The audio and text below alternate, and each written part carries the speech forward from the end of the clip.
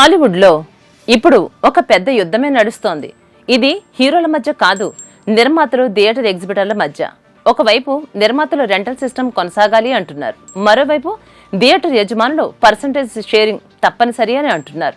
ఈ వివాదం అంతా పెద్దదైంది అంటే రామ్ చరణ్ నటిస్తున్నటువంటి భారీ సినిమా పెద్ది రిలీజ్ కూడా ప్రమాదంలో పడిందనే టాక్ వచ్చింది. అక్కడే రంగంలోకి దిగారు మెగాస్టార్ చిరంజీవి. గత కొన్ని రోజులుగా తెలంగాణలో సింగిల్ స్క్రీన్ థియేటర్ల యజమానులు తీవ్ర అసంతృప్తితో ఉన్నారు. ఇక మల్టీప్లెక్స్లకు కలెక్షన్లలో శాతం ఇస్తున్నారు, కానీ తమకు మాత్రం పాత రెంటల్ విధానమే కొనసాగిస్తున్నారని వారు ఆరోపిస్తున్నారు. వారి వాదన కూడా బలంగానే ఉంది.